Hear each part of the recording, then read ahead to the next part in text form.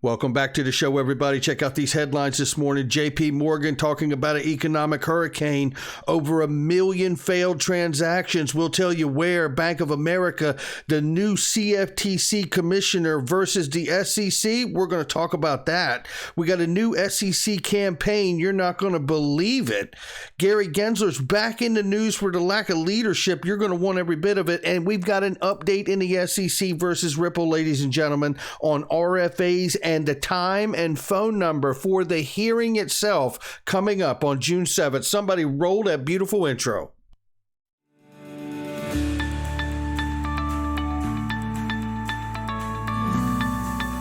Digital Perspectives with Brad Kimes. Come on in.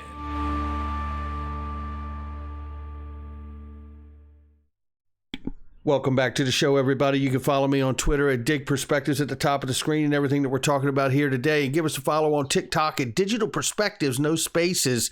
Plenty of highlight reels and clips on there that are just taking off like fire. $1.304 trillion market cap for crypto, ladies and gentlemen. It is off by 4.5%. Right now, it is June 2nd, 2022. Good morning, everybody. Bitcoin, 30,100 plus. Ethereum, 1,800 plus. Number 6 spot is Cardano at 58 cents this morning. XRP is 40 cents. Let's take a look at the range of price very quickly here. Ranging between 39 cents and 42 cents. We will keep an eye on it. You guys know I'm diversifying. I love working with Masterworks, and I love being a customer. You can invest in blue chip art, the finest art in the world. Have access to these artists' work for $20 a share. $20 a share, no minimum. And what we're talking about right now is we're talking about price appreciation of similar works for all these different artists from 11 to over 20%. And you can see it does not take long. Look, this painting, this offering for these shares of this painting, 99% full right now. So there's not much room. Banksy taking off like a rocket, also 99%. A lot of these are like that, right? So I love this for myself, and you may as well for yourself. So make sure you check out the link underneath the video. I am absolutely loving diversifying into fine art, stacking my pennies next to their dollars. That's how I do it. All right, look right here. In early May, Federal Reserve warned that the wild price swings in commodity market raised the risk of contagion that could hit global banks hard. Today, the head of JP Morgan is warning about an economic hurricane. Got it. Shout out to Gold Telegraph, always staying on top of these things. Again, it does feel like there is going to be a pay-to-piper moment for all of this money printing that has gone on in the world. This is pretty exciting right here. Vietnamese billionaire CEO Pham Nhat Vuong, I believe it is, of Vingroup of Vietnam, announced in a closed-door meeting with board members, "We reviewed and will implement XRP as a source of payment for our customers overseas who buy VinFast car that are made in Vietnam." And I was like, you know what? What does the cars look like? I'll tell you what they look like. They look awesome. Look like their version of a Tesla or something. Now, I don't know if they're electric cars or not, so don't get me there. But VinFast Vietnamese electric vehicle, that's what they're showing right here. Electric car compact. So it does have that kind of a look. I like that SUV. That SUV is tight looking right there. So congratulations to them, and another means of use case for XRP. Right here is where the rubber meets the road, ladies and gentlemen, and what we're talking about here. And by the way, stay tuned because we're getting ready to show you the phone number that you're going to need to dial in and listen in to the June 7th hearing for Ripple, as well as the other ridiculous efforts of the SEC that you need to know about in an update. It is over 1.2 million ETH transactions failed in May. Know what you hold. Absolutely. Take a look at this here. According to Blockchain Data Explorer Blockchair, exactly 1,228,131 Ethereum transactions failed between May 1st and May 31st. In a month. You're telling me this is a solution for the future? This does not a solution make, as they say. right? Transaction failures may occur due to a number of different errors they cited, including if transactions are signed by the wrong sender or if someone attempts to send negative funds. So we're saying all of these transactions are because of that? No, I hardly think so. That may also be due to insufficient funds, it says, being provided by the sender to pay for transaction fees. High fees have become a long-standing issue for Ethereum, which is why they cite the transition to Ethereum 2.0, right, going to proof of stake. And it says here, gas is an abstract unit of measuring the computational cost for various transactions, as we know. And there was a part I wanted to show you here. 1.2 million failed transactions referenced all had non-zero transaction fees and gas fees attached within the first 3 days of the month. Over 83 transactions had already failed. About 1 million transactions failed on Ethereum in April, as another million in March. Unfortunately, such failed transactions still don't return funds for gas fees to the sender. This is supposed to be our solution for the future? No, thank you. I'll keep what we got now if this is a solution, Vitalik and Lubin. Vitalik claims the Ethereum transaction costs will significantly decrease after the merge, meaning the network's upgrade to proof of stake. Well, I thought it was decentralized. How are they able to organize all of this if it's not? I tell you, there's so much wrong there. Bank of America, as we reported the other day, but I'm showing this for a reason. Stay with me here. Reported the other day, they see regulation is preventing crypto engagement for the banks. They're absolutely right, but isn't that the play? We have Goldman Sachs alumni taking the baton from Goldman Sachs Clayton. So now Goldman Sachs Gensler is now in the chair of the SEC. And who's benefiting from all of this lack of clarity? The banks. They've been watching for more than a decade at this point. More than a decade. All their banking customers run into this crypto space and invest and buy, and they haven't made a dollar from it. Well, it's all over now. And we see that the delay is to force these exchanges to register with Goldman Gensler at the SEC, right?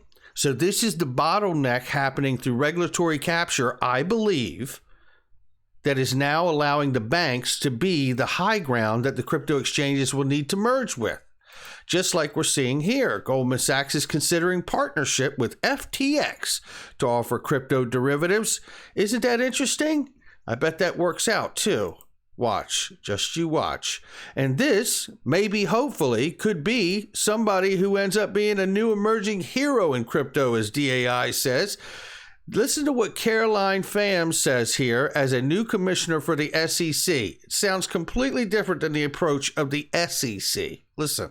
What I think the UST meltdown really highlights is we need to make sure that we're not allowing shadow banking 3.0 and that we really are coming up with a policy and regulatory solution for that. So I think that the bill has a lot of really promising elements in it. I haven't seen it yet, but from what I've heard, I think it's really encouraging that there is such a comprehensive effort to create a more holistic and clear regulatory framework around digital assets in the United States. I think that really makes sure that the U.S. is at the forefront of innovation and that we're really promoting American competitiveness on the global stage. That is so important. I'm the sponsor of the CFTC's Global Markets Advisory Committee, and that's going to be one of the key things that I'm going to be looking at in helping to inform what international standards should be in place so that there's a level playing field for the U.S. versus the rest of the world, who has moved faster than we have on the regulation of crypto assets or on digital assets. How refreshing is it to hear somebody actually say that they want to work in a manner from a regulatory chair to be an advocate for crypto, but sensibly bring it into the market, into the regulatory framework. It feels good to hear this. I hope this continues with Caroline Pham here. There's no question about it. Now we're going to hear a contrast here. Now look at what's going on at the SEC here. This is Charles Payne, and he's talking about the SEC video takes aim at retail traders and meme stocks. Just look at this approach here. They use a game-style commercial to really show the harm that's happening here, when the truth is the harm is happening to the retail investor now because of the SEC. The only one standing to benefit out the other side of this mess is the banks themselves. But take a look. Now, you were warned about timing in this commercial, but everyone times the market to various degrees. You also were warned about FOMO. But the essence of investing is not to miss out on the greatest money-making machine in history. Crypto and so-called meme stocks on the board with tulip bulbs. Come on, folks. I don't think they're going to be worthless. Some individual names will be, but these are viable companies. You can debate how valuable they should be. Of course, there's no mention of all the blue chip stocks that have been clobbered over the years. And right now, I don't know if you've seen this market this year, they're getting clobbered once again. What an incredible point that Charles Payne is making here, talking about the idea, like, I don't see the SEC saying anything about people losing money in blue chip stocks, and they're getting clobbered. This is what Gary Gensler is doing here. You know, this goes right back to regulation through enforcement, right? Or enforcement by regulation. Now, listen to this. For 2 days in a row now, Gary's getting grilled, and he's on, this is Neil Cavuto. Sorry, it's right there. Neil Cavuto right here. Listen to what he says, talking about the state of things inside the SEC. According to the Wall Street guys, and a lot of them are Democrats that are telling me this very, very smoothly. I mean, you knew what Larry Kudlow was doing. You knew what Barr was doing. You knew what Steve Mnuchin was doing. They had a clear agenda. You do not have that here. And the Wall Street guys have been saying that for a long time. You got fiefdoms. You got people going off on the deep end. One of the guys on the deep end is this guy, Gary Gensler. Now, there has never been an SEC chairman that has veered into more uncharted territories than this guy. I mean, we should point out the SEC is an agency, and I wonder if Biden even knows if he's doing what he's doing. It's an agency that was designed to be investor protection. Yet he's going into making sure companies disclose their carbon footprint. He's going after crypto when it's really supposed to be the province of the CFTC. He may turn the market structure upside down when there's really no need to do that. The stocks are trading fine. So he's doing all this crazy stuff.